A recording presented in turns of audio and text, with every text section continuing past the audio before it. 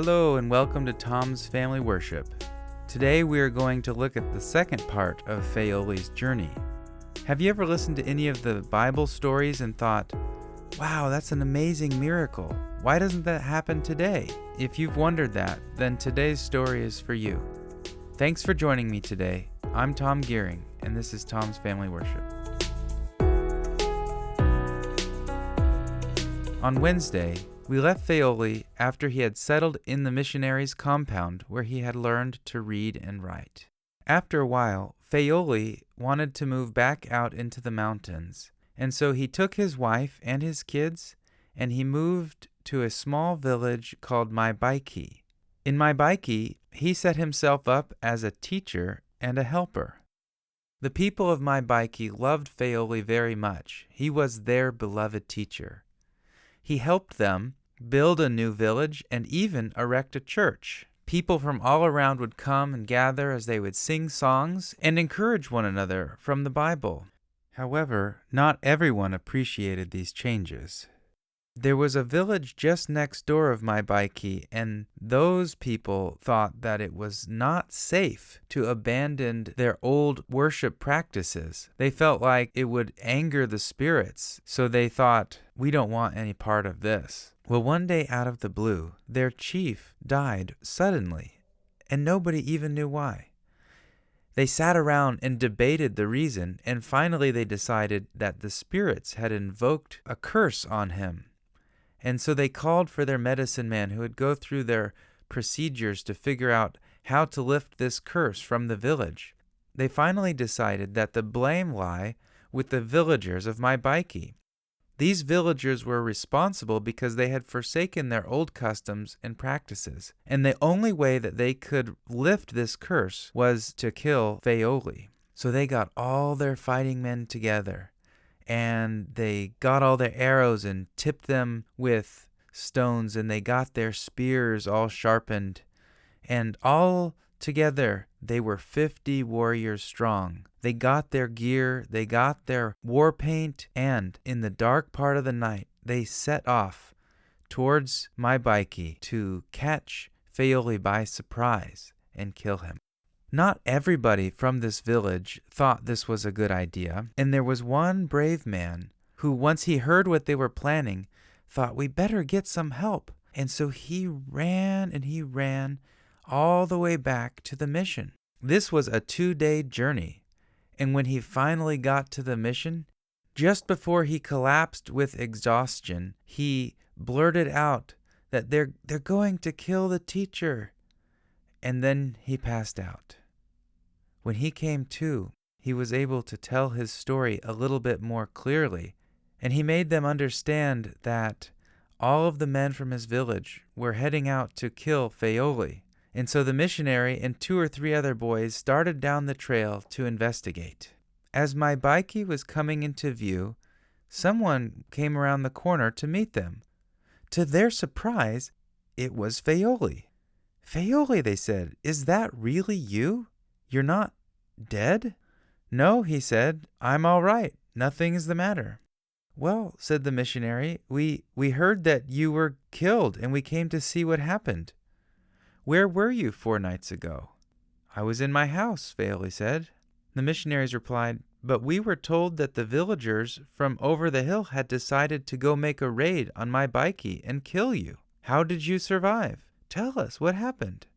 He said, on that afternoon, I sensed that there was something wrong, but I didn't know what it was.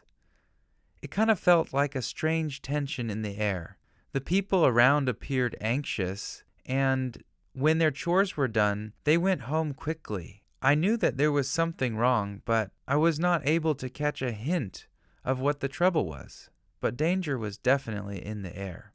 So I began to pray and ask God for help.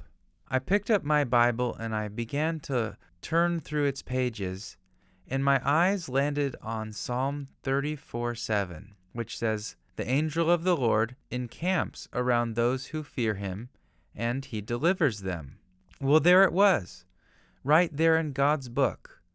Who am I to doubt that? So humbly, I begged God to forgive me for being worried, and I asked him for his protection and care through the night. With that, we went to sleep until morning without even one of my family being disturbed.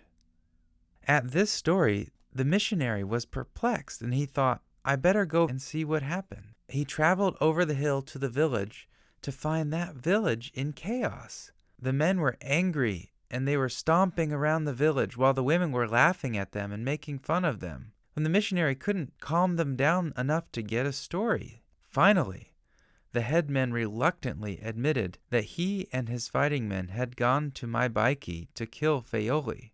And so the missionary asked, Why didn't you? What happened? Well, the headman was quivering with rage as he shouted, You know why I didn't do it. How could I kill Faole when you and a lot of the other men were dressed up in white and stood in rings around the house all night long? What? Said the missionary. I wasn't there. Well, you must have been. I saw you. The guards were there all night long. Evidently, when the raiding party reached my Baiki, they saw strong men, all dressed in bright white, standing guard around Faole's house and his family while they were sleeping. For fear of the unknown, the raiders went home early in the morning, only to be met with the jeers and ridicule of their womenfolk. No matter how hard he tried, the missionary could not convince the chief or his warriors that he was not at my Baiki on the night of the raid. You were there. We saw you, they would answer over and over again. Did you know that in the Bible there's a story a lot like this? There was a man named Elisha, and one of the neighboring kings wanted to kill him. And so he gathered all of his men, and he marched all the way to Elisha's house.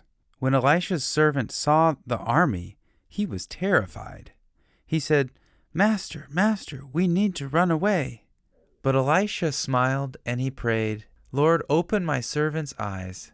At that moment, Elisha's servant was able to see that there was a whole army of angels surrounding them and protecting them. Faole claimed God's promise in Psalms 34, that the Lord encamps around those who trust him. And he was able to sleep peacefully that night, thanking God for his protection, and God put angels around him. God's promises are for you as much as they were for Faole and for anybody in the Bible. God is present and he is powerful, and you can claim his promises today. Have you or anyone you know experienced a miracle?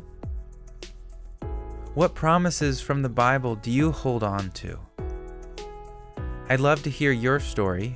If you'd like to share them, you can reach out to me on social media or email me at pastortomgearing@gmail.com. Thank you so much for joining me today. May the Lord encamp around you and protect you as he did Faole. Take care.